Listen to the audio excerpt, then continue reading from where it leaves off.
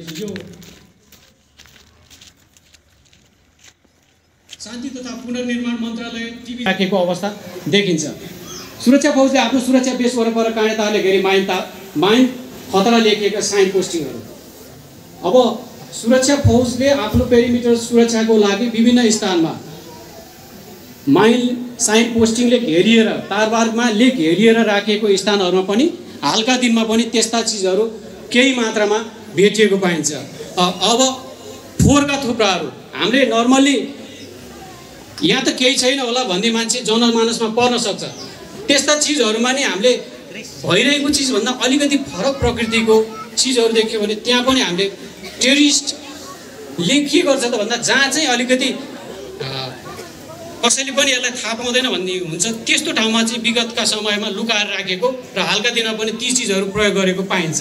नदीको किनारहरूमा कतिपय अवस्थामा बगाएर लिएर जान सके हुनसक्छ, कतिपय अवस्थामा नदीको साइडहरूमा लुकाएर नि राखेको हुन्छ। त्यस्ता स्थानमा पनि यस्ता विस्फोटक पदार्थहरू भेटिने गरेको पाइन्छ।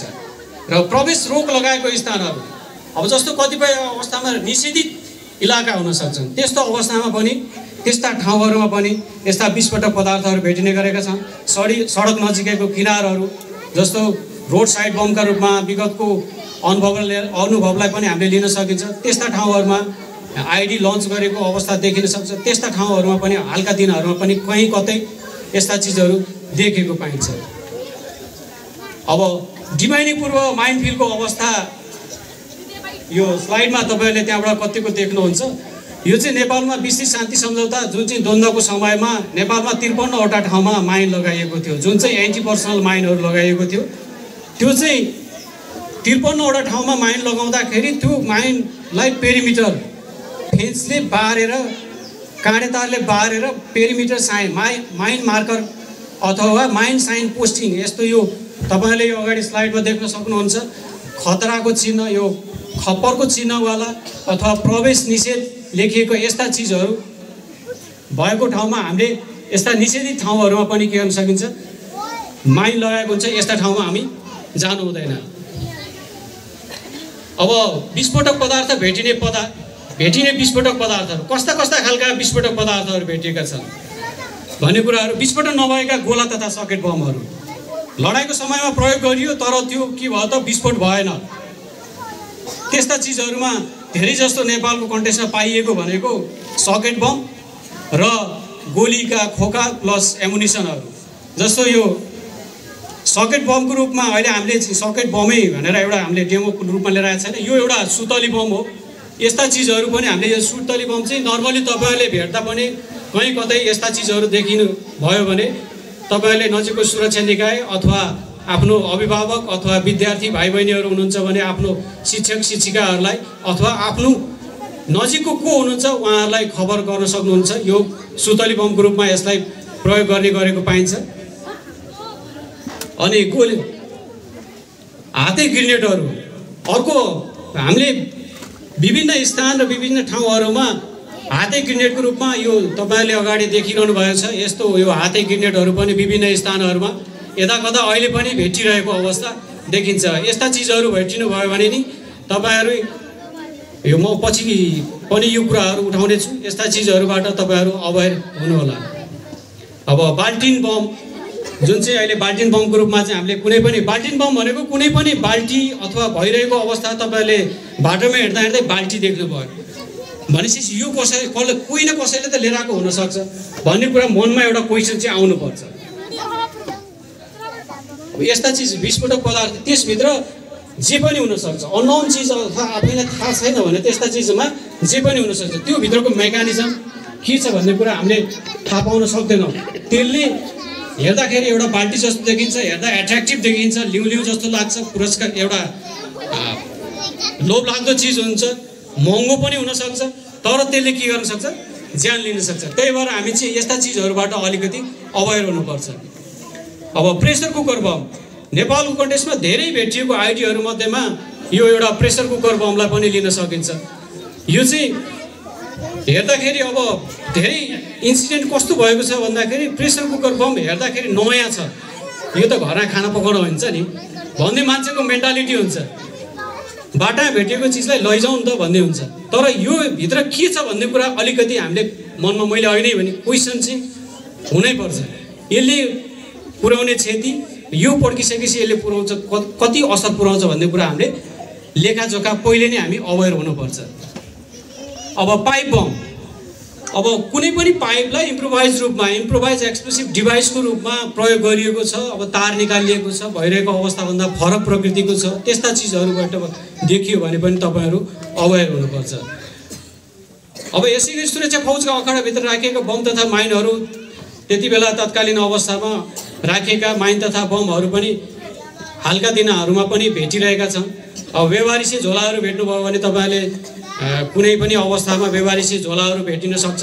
त्यस्ता चिजहरूबाट पनि अवैध हुनु होला। विस्फोट छ यो अभियसली हुन्छ नै। कुनै पनि विस्फोटक पदार्थ खेलाउनु अथवा चलाउनु भनेको यो घातक सिद्ध हुन्छ। विस्फोटक पदार्थहरू सधैँ खतरनाक हुन्छन्। यो चाहिँ एकदमै यसको थ्रेट हाई हुन्छ। यसले चाहिँ यो मान्छेले दोबारा गल्ती गर्दैन कि माइनले एकपटक गरेको गल्ती, मान्छेले एकपटक गरेको गल्तीलाई माइन अथवा कुनै पनि विस्फोटक पदार्थले त्यसले फेरि एकपल्ट यसलाई गल्ती सच्याउँछु भनेर कहिले पनि भन्दैन। त्यही भएर एकपटक मान्छेले गरेको गल्ती त्यो एउटा ज्यान जान पनि सक्छ, जीवनभर अङ्गभङ्ग भएर बस्न सक्छ। त्यही भएर कुनै पनि टुटफुट भएको वा सुरक्षित तवरले बोकेर ल्याएका विस्फोटक वस्तुहरू सुरक्षित छन् भन्ने अर्थ लगाउनु हुँदैन। यो त भाँचिएको हो नि त हो, यो टुटफुट भएको हो भनेर हामीले यसलाई नेग्लेक्ट गर्नु हुँदैन। अब त्यो भित्रको मेकानिजम एउटा 0.1 अथवा 0.9 ग्राम एक्सप्लोसिभ भनेको हाम्रो लागि एकदमै ठुलो घातक सिद्ध हुन्छ। त्यही भएर यो सानो छ, यो टुटेको छ, यो फुटेको छ, यसले त केही पनि गर्दैन होला भनेर नि हामीले सोच्नु हुँदैन। एउटा जलेको विस्फोटन वस्तु पनि खतरनाक हुनसक्छ। जलेको छ, यो एक्सप्लोजन भइसक्यो, पड्किसक्यो, अब त त्यहाँ हामी जान सुरक्षित छौँ भनेर पनि हामी त्यसरी मान्छेमा हुन्छ नि एउटा क्युरियोसिटी। बम भेट्यो, वरिपरि कर्डन गरेको छ, मान्छेलाई हटाइएको छ, पड्किसकेपछि त अब चाहिँ सुरक्षित भयो होला भन्ने लाग्छ। तर एउटा बम डिस्पोजल टोली जसले चाहिँ त्यहाँ सुरक्षित छ, अब तपाईँहरू आवाजान गर्नको लागि तपाईँहरू सुरक्षित हुनुहुन्छ भनिसकेपछि मात्र तपाईँहरू त्यस स्थानमा जाने अथवा ती चिजहरूलाई उपभोग गर्न सकिन्छ। नत्र विदाउट तपाईँहरूले कोही कसैले पड्क्यो, अब यो टुटफुट भयो, अब केही पनि हुँदैन। यस्तो बाल्टी त हामीले पहिला कति भेटाएको थियौँ, यस्ता कुकुर भेट्यौँ, धेरै भेट्यौँ भन्ने पनि लाग्छ मान्छेलाई। त्यो मान्छेले नेग्लेक्ट गर्छ। तर कतिपय अवस्थामा होक्स फल्स फाइन भन्ने हुन्छ होइन। कतिपय अवस्थामा मान्छेले झुक्याउनको लागि विभिन्न प्रचारबाजीको लागि आफू अलिकति बलियो तर पनि यो नष्ट हुनसक्छ भन्ने कुराहरू पनि मनमा उब्जिन सक्छ। र यसै गरी कुनै पनि औजार अथवा काम लाग्ने फलामको रूपमा प्रयोग गर्ने त्यस्तालाई सङ्कलन गर्ने प्रयास। अब जस्तो कुकर भेट्यो, मैले अघि नै भने यो त घरमा युज गर्न हुन्छ, खाना पकाउनु हुन्छ, यसलाई लगेर हामीले रियुज गर्न हुन्छ, गरौँ न त भन्ने पनि मनमा क्वेसनहरू आउन सक्छ। त्यही भएर यस्ता चिजहरू हामीले अब फलामको ठुलो पाइपहरू भेटाउन सकिन्छ, यसलाई त घरमा उपभोग गर्न सकिन्छ। वस्तु भेला पर्यो भनेदेखि के गर्नु पर्यो त भन्दाखेरि पहिलो काम नै भनेको तपाईँहरूले त्यहाँ गएर टक्क गएर उभिनु पर्यो, शान्त हुनु पर्यो, हडबडाउनु भएन। त्यहाँ के रहेछ मनमा त अनेक क्युरियोसिटी आउन सक्छ, उत्सुकता जाग्न सक्छ। त्यस्तो अवस्थामा हामी के हुनु पर्यो, शान्त रहनु पर्यो, आफूलाई धैर्य राख्नु पर्यो। के होला यो त्यहाँ वाट भन्ने पैसा, वाट वेन वेयर यस्ता कुराहरू आउनु पर्यो। यो कसले राख्यो होला, त्यसतर्फ हामी जाने कि नजाने, अरू कोही छन् भने उनीहरूलाई पनि सचेत गर्ने कि नगर्ने, यी चिजहरू हामीमा उब्जिनुपर्छ। र सावधानीपूर्वक त्यहाँ भएका गतिविधिहरूलाई हामीले लेखिनुपर्छ, वरिपरि हेर्ने, निहाल्ने, त्यहाँको कोही त्यस्ता व्यक्तिहरू छन् अथवा कसैले ल्याएर राखेको हो कि, यस्ता चिजहरूपट्टि हामी सचेत भएर पहिलो काम भनेको हाम्रो के रहेछ त रोकिनु भयो। र दोस्रो काम के छ त भन्दाखेरि कुनै पनि विस्फोटक पदार्थसँग जङ्काभेट भयो, दोस्रो काम के रहेछ त भन्दाखेरि वरिपरि हेर्ने। अब यो कसले राखेको हो त, यस्तो यो सडकको बिचमा यो कसले ल्याएर राख्यो होला त भनेर राख्ने मान्छे त पक्कै हुनुपर्छ। कतिपय अवस्था नदेखिन नि सक्छ, कसले राख्यो होला भन्ने मनमा चाहिँ क्वेसन हुनुपर्छ। त्यही भएर वरिपरि हेर्नु पर्यो र त्यसलाई मैले अघि नै भने त्यसलाई हलचल गर्नु भएन, छुने प्रयास नगर्ने, यताउति यसलाई चलाउँछु, यसलाई आज म होइन यो लट्ठीले एउटा घोचेर नि यतापट्टि मैले सिफ्ट गरेँ भने सुरक्षित हुनसक्छ भन्ने एउटा मेन्टालिटी हुन्छ, त्यो गर्नु भएन। र अगाडि नबढ्नुहोस्, किनकि त्योभन्दा अगाडि त हामीभन्दा अगाडि त के छ, बम छ भनेदेखि यस्ता क्रियाकलाप गर्नु पर्यो। अब तेस्रो काममा हामी के गर्छौँ, पछाडि हट्नु पर्यो। कुनै पनि शङ्कास्पद वस्तु भेटिन्छ भने पछाडि फर्किनु पर्यो घर गाउँ परिवारतर्फ अब आफ्नो गन्तव्य कहाँ हो पछाडि फर्किने तेस्रो काम। र चौथो काममा जानकारी दिनुहोस्। बालबालिकाले आफूभन्दा ठुला व्यक्ति शिक्षक अभिभावक आदिलाई यसबारे जानकारी दिनु पर्यो। बालबालिका छन् भने विद्यालय जान लागेको छ भने शिक्षक शिक्षिकाहरूलाई जानकारी दिनु पर्यो। घर जान लागेको छ भने आफ्नो अभिभावक आफूभन्दा सिनियर को छ उसलाई जानकारी दिनु पर्यो। यहाँ चाहिँ मैले यस्तो यस्तो चिजहरू भेटाएको छु भन्नु पर्यो। र सम्भव भएछ त्यति पनि भेटेन भने जो छ हाम्रो नजिक कुनै पनि सरकारी निकाय अथवा गैर सरकारी निकाय तिनीहरूलाई पनि के गर्नु पर्यो हामीले जानकारी दिनु पर्यो। यहाँ चाहिँ यस्तो यस्तो चिज छ, मैले यस्तो यस्तो फेला पारेँ, अहिलेपछि त यस्तो हुँदैन थियो, यहाँ चाहिँ यस्तो फेला पर्यो भनेर हामीले के गर्नु पर्यो जानकारी दिनु पर्यो। र सुरक्षा बेस वरपर प्रवेश लगाएको क्षेत्रमा प्रवेश गर्नु अथवा त्यस क्षेत्रको नजिकै पुग्नु पनि घातक हुन्छ। मैले अघि नै भनिसकेँ, जब विगतको समयमा र हालको समयमा पनि आफ्नो पेरिमिटर सुरक्षाको लागि सेक्युरिटीको लागि सुरक्षा फौजले आफ्नो ब्यारेक सुरक्षाको लागि के गरेछ पेरिमिटर सेफ्टीको लागि फेन्सिङ गरेको छ।